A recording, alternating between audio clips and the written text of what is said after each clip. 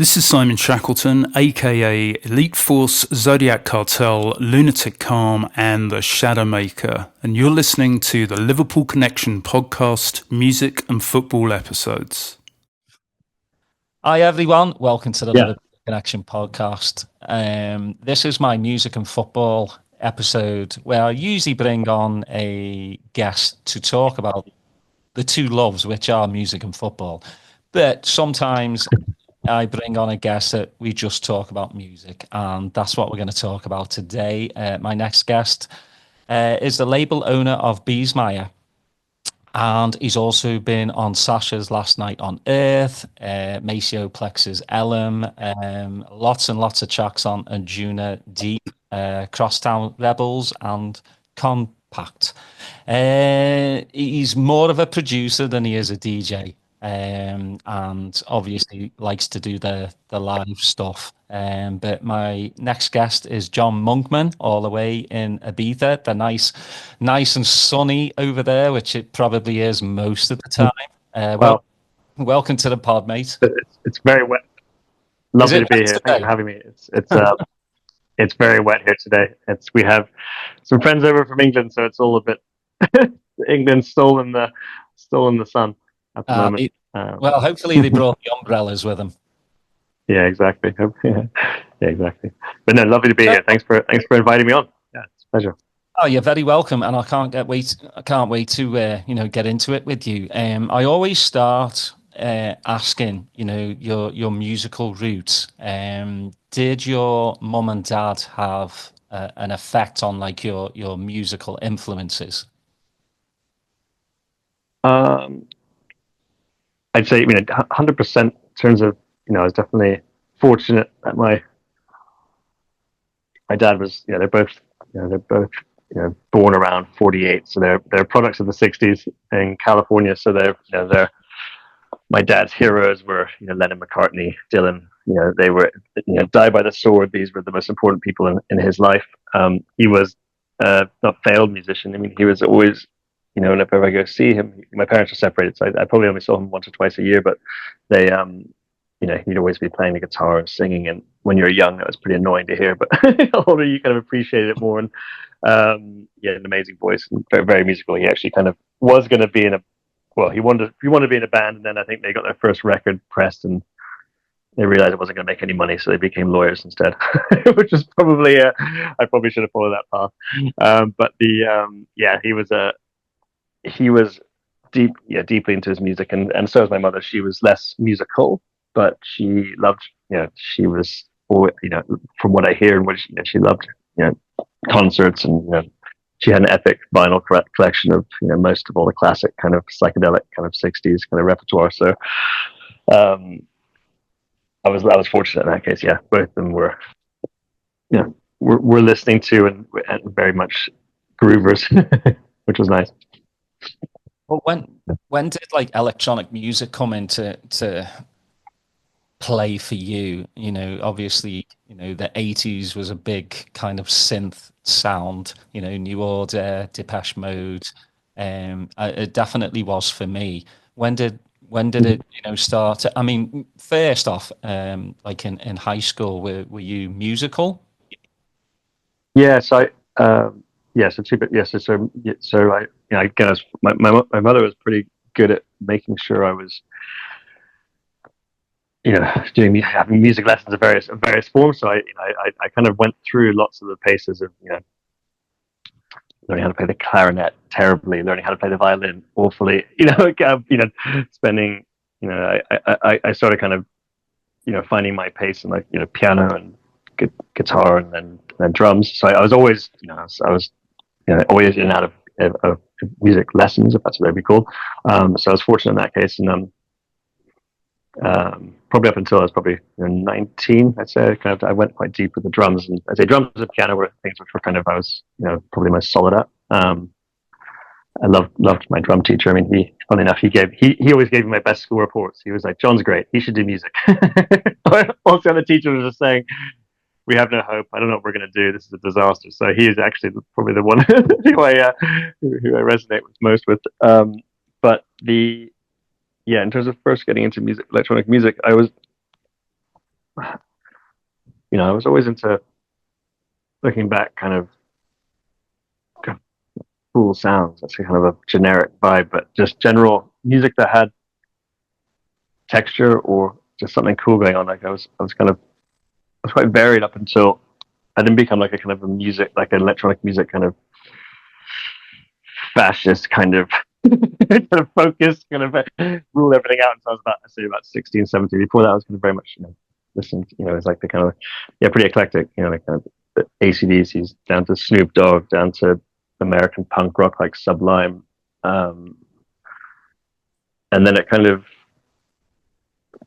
it's funny that looking back, it was lots of kind of, I'd say it was like rock bands that were kind of mixing it up production wise. If I was to kind of analyze it, it was never just like, like a grunge band. It was, guys who were sampling or doing cool stuff. They had synths in there, but then I didn't really know what synths were, so I probably wouldn't be able to recognize. But now I'd be like, okay, right. I was into people who were like generally just doing cool stuff that wasn't just kind of a flat layer of audio, but and then the kind of the electronic side was from, I say, probably like 16 years old, kind of listening to a lot of the. It's funny, like when you're young, when you're at that age, it was kind of more about listening to stuff without the idea of knowing where it came from or what it was. It was just more you're just into it, and so I was getting a lot of sounds, a lot of various things from the kind of, it was like the early English kind of progressive scene, which would, and the kind of the Goa scene, were my first kind of like actively seeking out specific kinds of dance music. And it's, so it was the kind of the,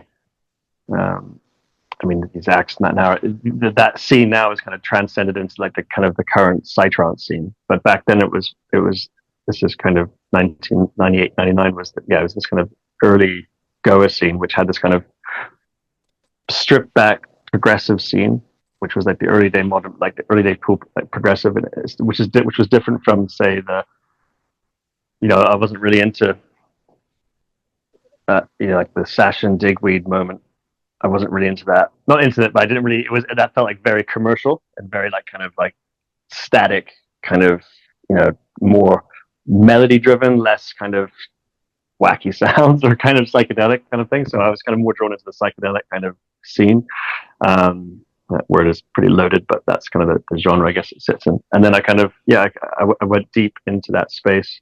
Probably never really came out, but it was more like the UK electronic progressive scene, which kind of got me. And then I was heavily into things like the classics like Aphex Twin, Square Pusher, all the kind of Warp Records kind of scene was I just loved it. But it was they all had their place back then. Not back then, they still do. It's like cool drum and bass, going to kind of movements on a Thursday night in Piccadilly Circus in England when I was at uni. That's a little bit further on, and then. So I love drum and bass in terms of the production, the vibe. Dancing to it, moving to it, so much fun. It's a really it's enjoyable. But I prefer, but in terms of the locked in feel of a dance floor, in terms of I prefer more 4/4 kind of beats, just in terms of the way they kind of, I don't know, just the way they make me move and get people moving. So I've kind of been in short been noodling in. I do a lot of things, but in 4/4 kind of refines of the 4/4 for maybe since about 2004, kind of really just dialed on the making of it, kind of but taking all the influences from the previous stuff. Yeah.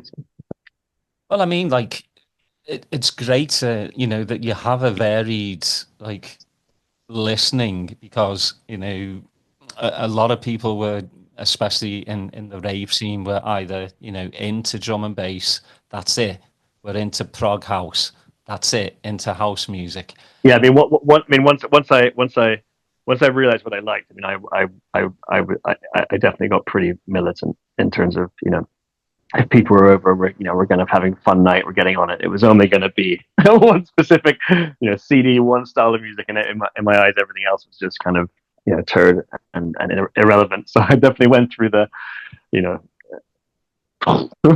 blinkers on phase, which was, I think, super important if you're into anything, is the everything else has got to be terrible, and then you kind of and then you open up, hopefully, or not.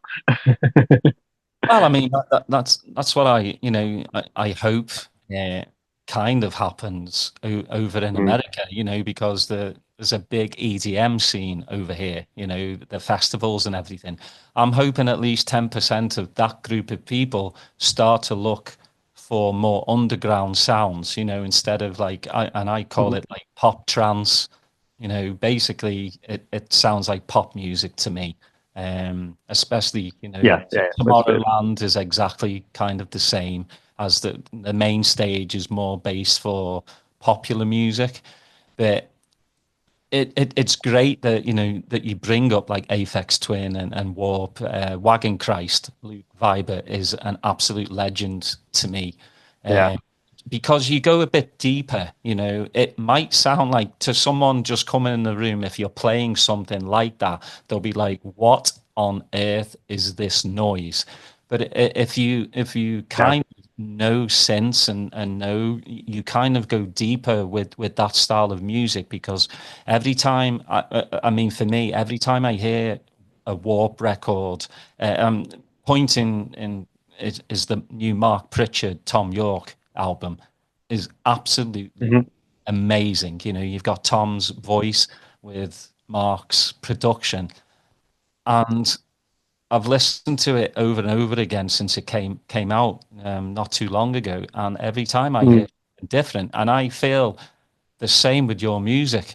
Every time I play your music, I hear something different. Oh, I hear lovely. a different synth, I hear a different bass line, I hear just different sounds, and that's unique for me, because I think as a listener, you I don't want to just be force fed, like I would basically say like color by numbers music. I need something Yeah. that makes me think, makes me feel, and especially with your music, I mean, your first track on your label wasn't even 4/4. It was a more electronica um, track, which I keep going back to because it's in that like beautiful vein, but it's also reminds me of Warp Records. Interesting. Yeah. Nice. Yeah, I mean, It's that thing of just it's that thing of I mean I it's not something I struggle with, but things need to be in. Yeah, the word's not interesting. It's that there's so many. There's as you say, kind of music by numbers. I'm definitely not. It's not. It's it's it's just trying to be happy with something that's kind of it needs to be, things need to constantly change, not in a kind of, what's the word? It's kind of it's almost like you kind of, it's like if you can see what's coming, it's kind of boring, and it's not like you want every stage to be kind of wacky and in your face and like and flying all over the place, but it's kind of, especially if you're dancing or like you kind of, if you know what's going to come next, it's like it's just like, so it's just like trying to create it so you're kind of in that little, literally in that time and that thing, and moving forward from that point is a nice kind of thought sometimes, I think, because again it's, so you get these kind of, yeah, it's right, it's just it's a funny one to kind of, because especially if a lot of yeah, I guess just the unexpected, which you're kind of honing into, that sense of kind of, and which is the fun, which is the fun process in the making of it, because you don't really, those moments are, if someone's asking you to kind of recreate your process, it's like, well, I don't, there's, obviously you can get those foundations which you can kind of lock in on, but the other stuff is voodoo in terms of it's not a specific technique. It's just, I guess the technique is just noodling over a course of time and seeing what happens, kind of thing. when did you start like thinking I can make my own music? When was it? When you moved to the UK? So I've moved to England when I was 4, so I've been there for a while. I started like a friend of mine. We had a project called Flip Flop, which we started in around 2004, and that was where I kind of really pushed it in terms of, I don't know, we've been working on this project for a couple of years, and then we started kind of touring it, and that was more like a live project. I say live, it was like, the focus was on our music, and that was it. So it was a real kind of production not masterclass, production works. We just pushed ourselves and taught ourselves, and it's a kind of friendly camaraderie kind of competition of just like outdoing each other, and just really just trying to make things sound amazing, trying to get them, just trying to work it all out. And it's funny because it was pre YouTube where you have every single tutorial known to man. So it was a lot of guessing, and a lot of, in hindsight, I'm happy for that, because it's, a lot of just finding things out for yourself, which I think is the most important thing in a world of, being able to tap in on any information, especially in electronic music. It's totally about kind of discovering stuff yourself, and the minute someone's showing you, you're just using someone else's kind of thing, which is cool. But anyway, so we did that. We really focused on that for a long time, and that was about this kind of live set. So that kind of started with, you have a bunch of music, and over time you suddenly, then it was about kind of, filling an hour slot of your music, and suddenly I remember, anyway, you're always tinkering, always playing, and trying to get things to sound, if you're playing at a festival, as good as the headliner, basically. Like how does this slam through? Why are his tracks louder? Why does his kick and bass sound better? And so it's just constantly trying to work out why yours isn't sounding as good. And then I remember we were playing at a party in Brazil. I remember we were staying at someone's house during the week whilst we were waiting for the weekend. And I remember just working on something, it sounds so trivial, working on a kick and bass for something. And I remember taking it, we played at this festival, and it just sounded so damn good. And it was just like, and it's funny, I remember within that project, from that moment onwards, that was all the tracks would sound like, on that caliber. And then so it's all about kind of constantly just upping the production, which is just still what, from a production point of view. So I'm still on that quest of, always, I don't think you can ever really settle on, the things which work, but then it's just always, And I was talking to a friend of mine yesterday about another mix engineer. We were just talking about how it's like, just falling in love with this frequency band, and I can't believe for the last 25 years I haven't been focusing on this. Like, shit, what a rookie! So it's like it's funny. It's constant journey, which is fun. But yeah, I think but the moment of kind of working out when I want to do this, it kind of happened quite not naturally, but it kind of it flowed with the kind of touring this project. I was always just trying to make it work. It seemed like everything suddenly started to be about trying to make the music work as the thing, as opposed to, I did a lot of freelancing in design companies, doing a lot of motion graphics and design work, and that's what I still do that, and kind of a sense of maybe stuff for kind of more visual kind of stuff. But yeah, it just suddenly seemed like I was definitely, if I look back at university, it was a design course where you could kind of focus on what it didn't really necessarily, the medium wasn't important. It was more about the process. So all my projects would lean towards sound. How can I make it this? This is an audio project, not a design project. So I'd always be pushing things in this domain, even if it wasn't necessarily on purpose. Do you like to do the whole production yourself? Like, obviously produce, but do you engineer as well, or do you send it? Yeah, I do. Yeah, I do. I that's kind of when it's the puzzle. When a song's sounding great, the production side of it's so enjoyable, because again, it's coming back to this. You're making the decisions based on what you've learned, and those things are what creates the sound.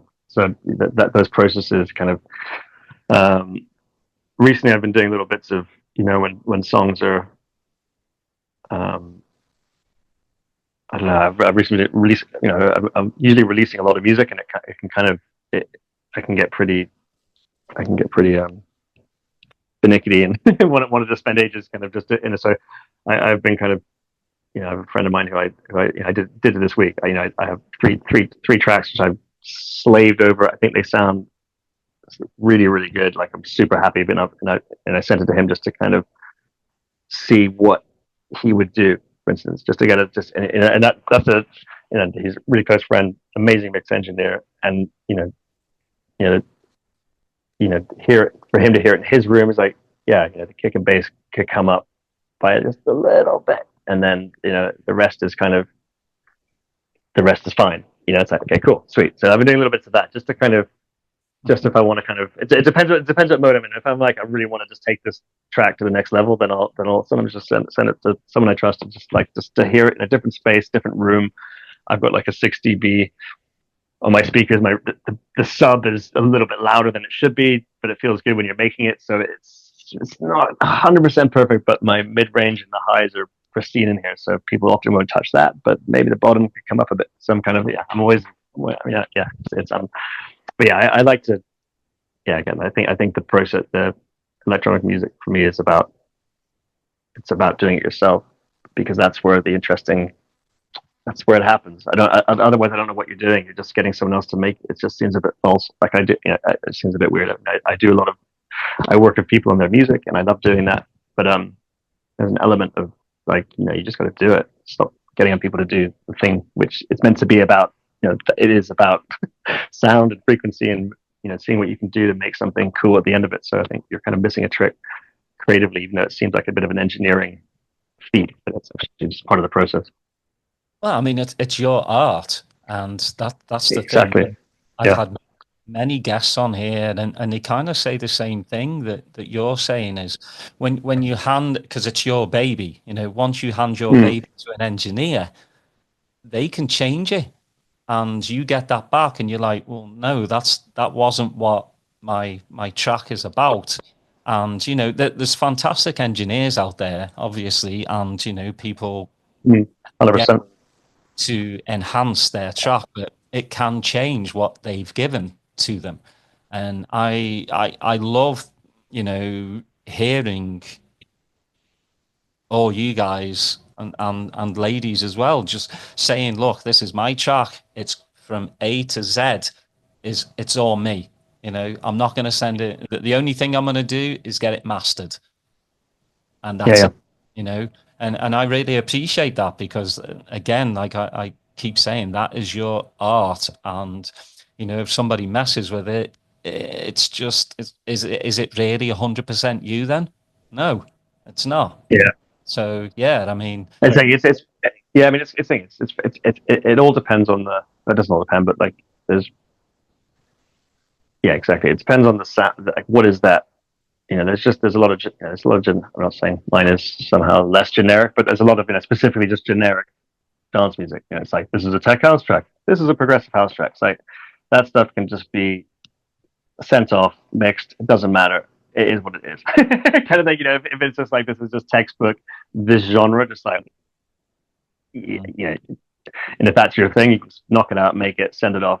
Don't even think about it. It has to deliver in one specific way. It's got to kick and bass. You got to do this. Drums got. It's just like, it just is what it is. But I think if there is kind of another level to it, then it's you can mix these things in not generic, in a way that sounds good, but it's putting the sounds that you really vibe to. I think that's the thing, and like someone else will just.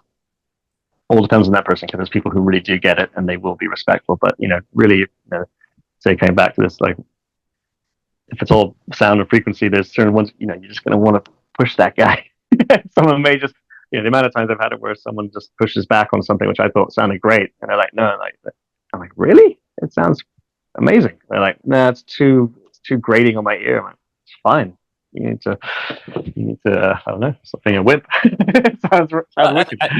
Everybody's a critic these days, Yeah.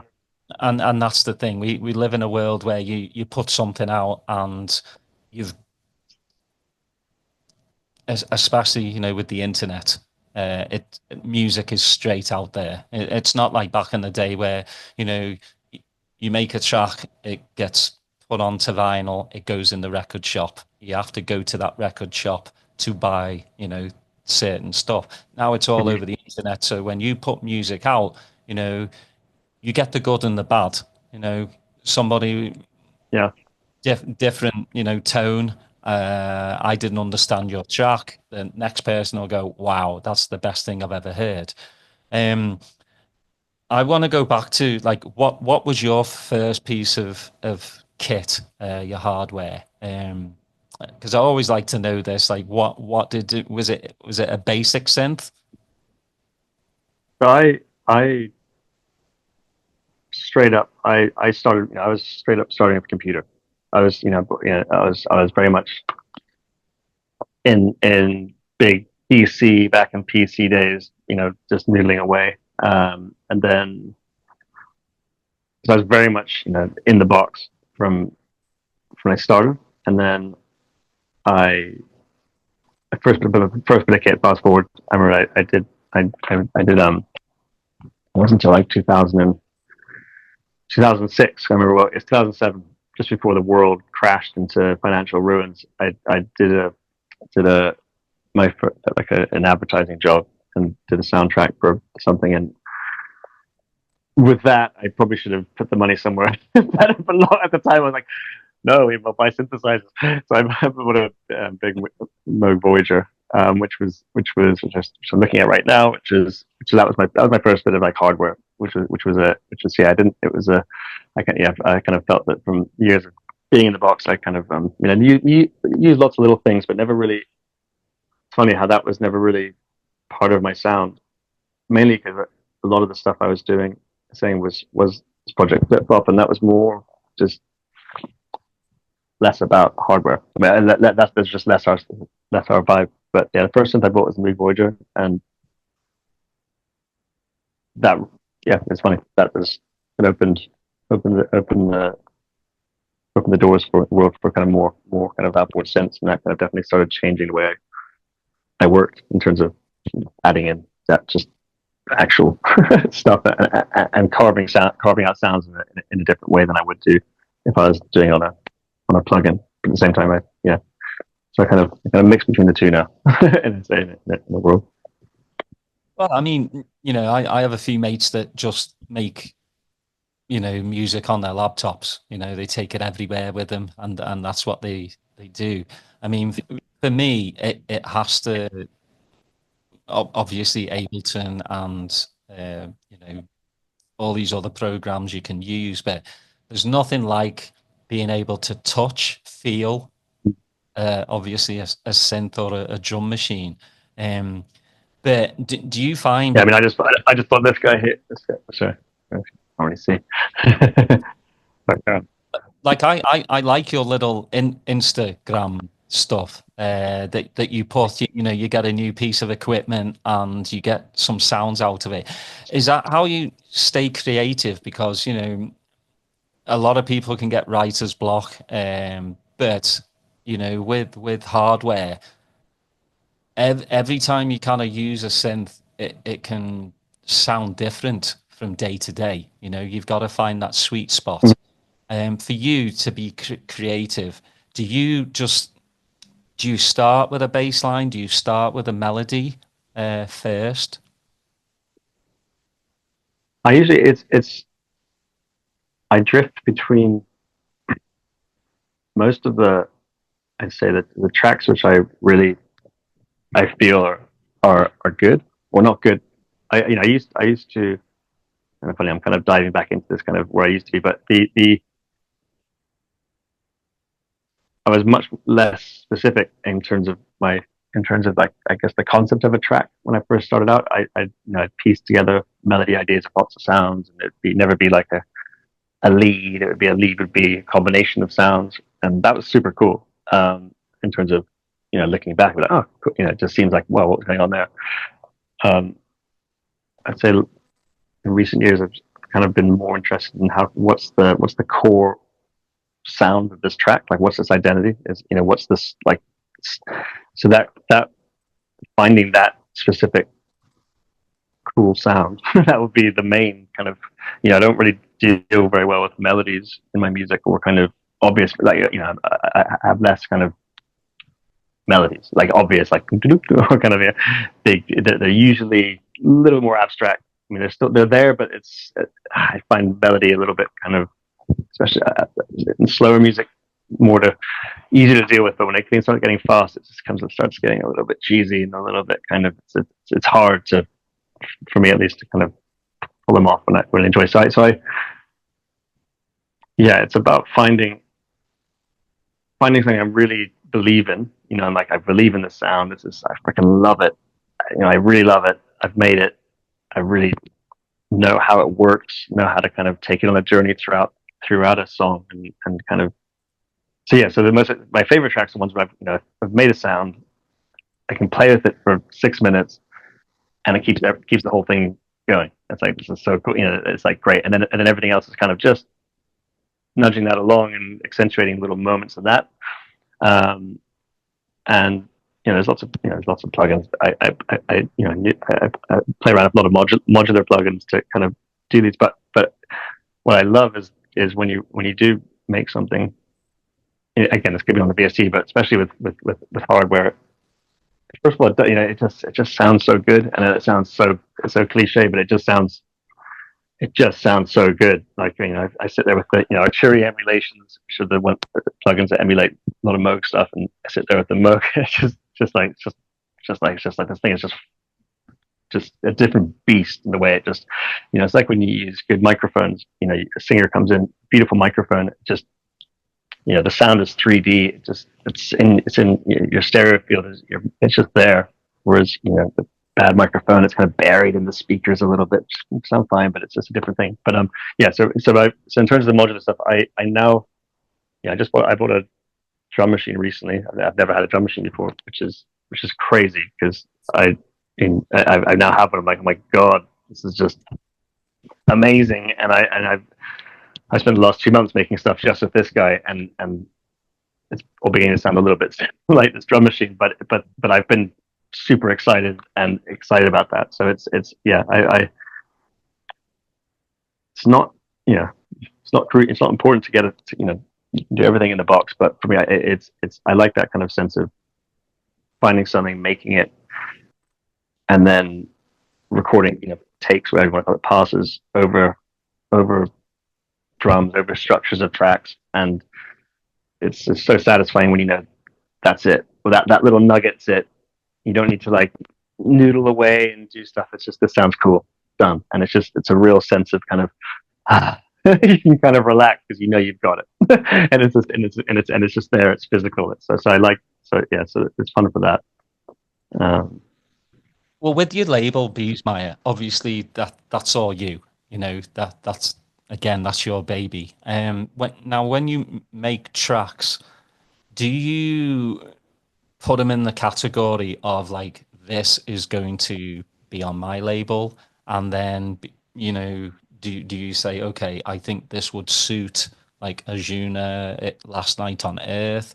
How do you go about separating like your music to your own label to putting something out on somebody else's label?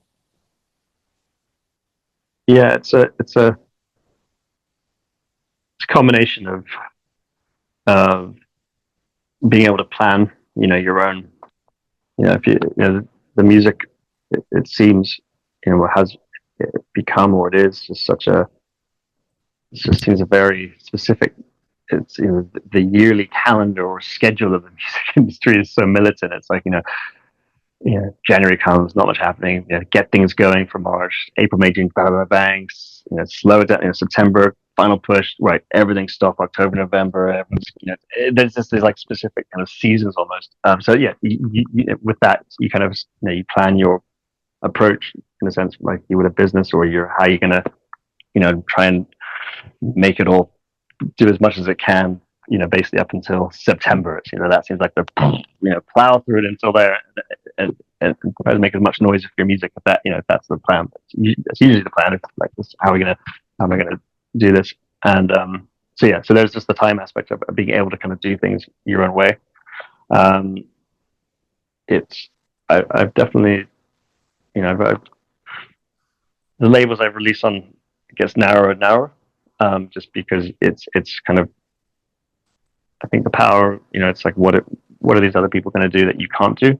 Through releasing yourself. I mean, the negative side of releasing myself is that it's, there's just always going to be less impact in terms of just the numbers thing. But I don't know.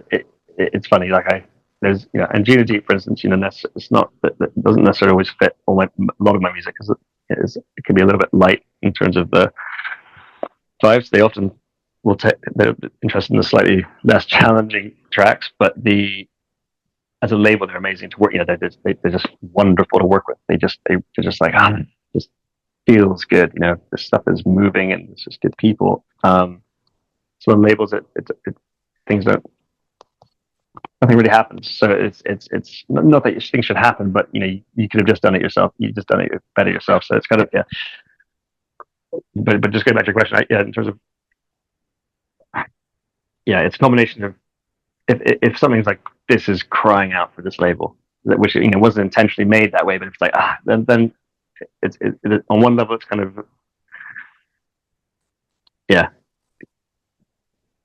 it's a combination of will they take it, will they not take it? It's funny. You can think you can have this idea that everyone's going to love this track, but then they don't want it. So it's like, okay, fine. Your plan B is you're doing your own thing, and then sometimes it's just nice to just put it out yourself. And so I'm going through that at the moment. I have 4 new tracks I've just finished, and I've got my sights on one label specifically, which I'm at the mercy of an A&R person to say whether he's into it or not, and if he's not, it's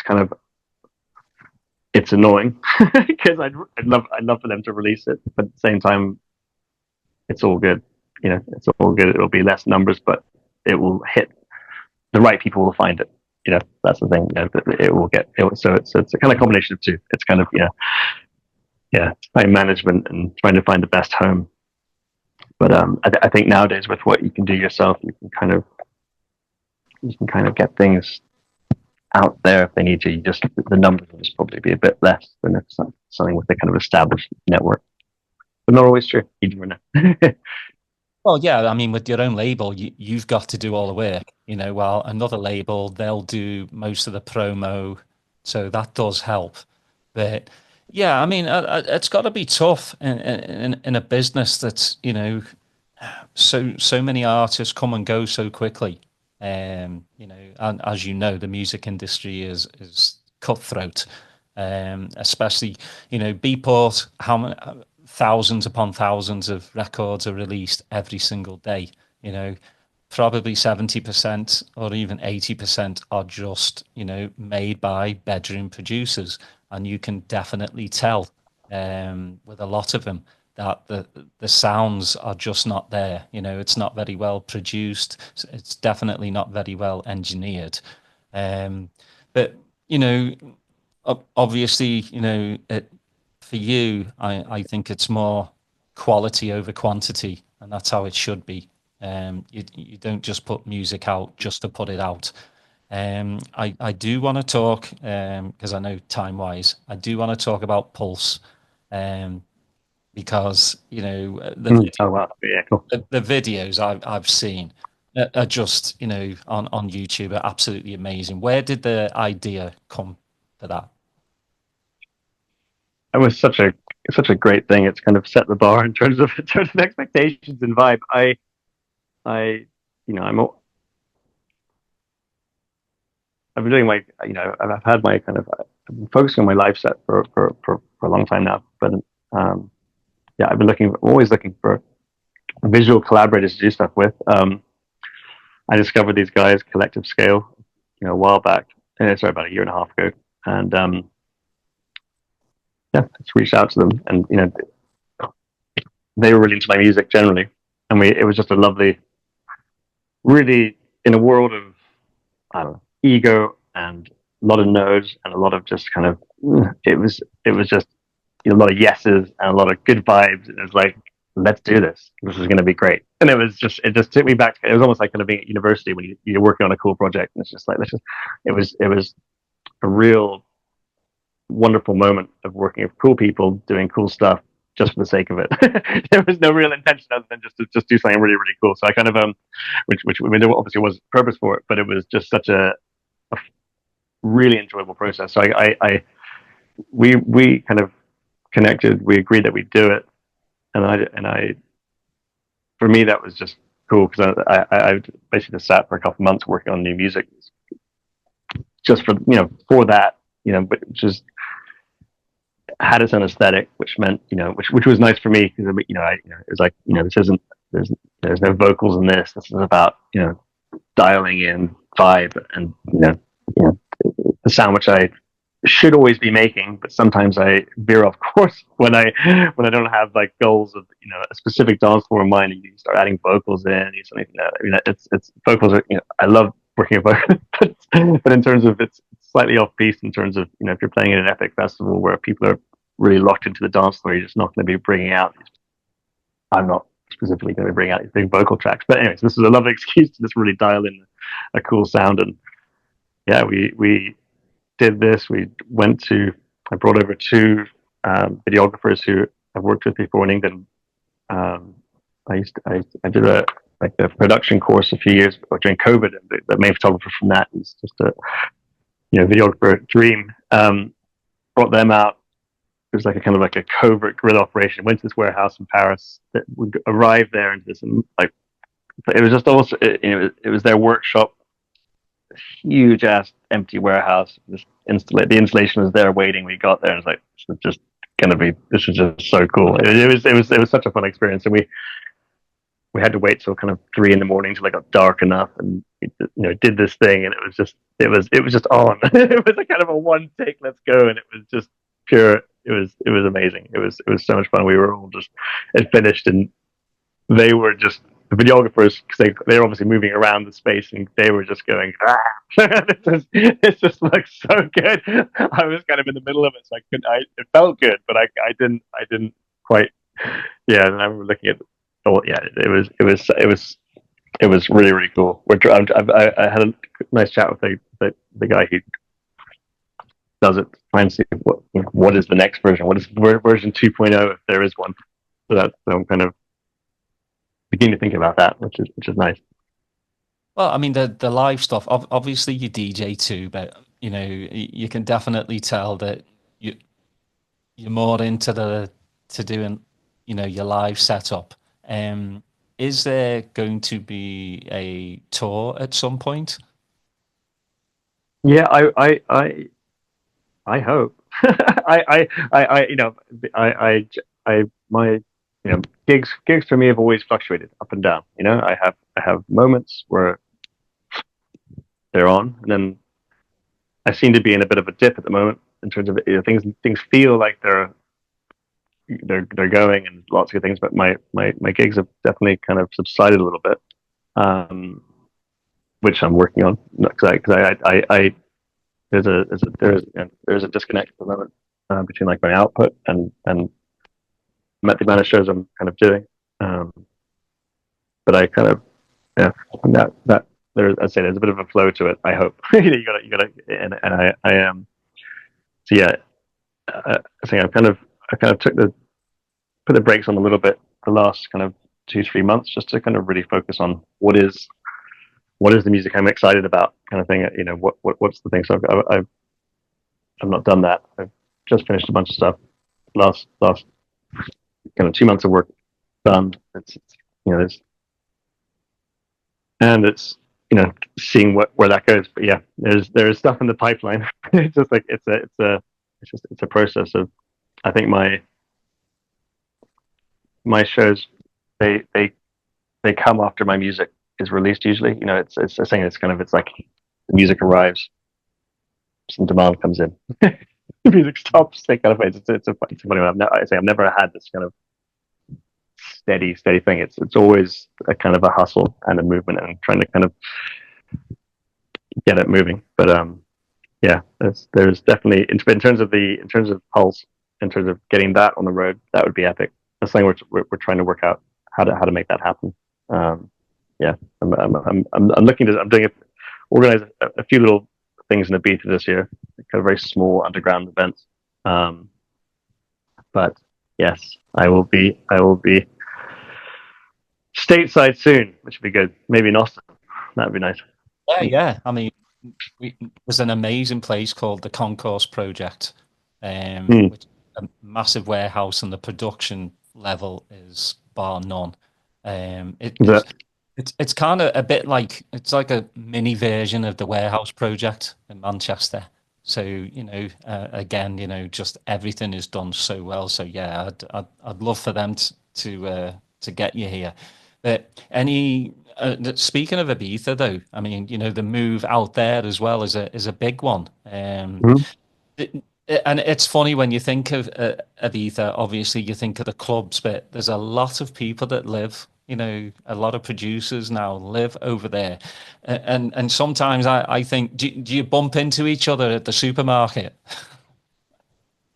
Yeah. The funny thing about Ibiza is that once you've met someone once, you'll see them every day. So you do. That is the funny thing about it.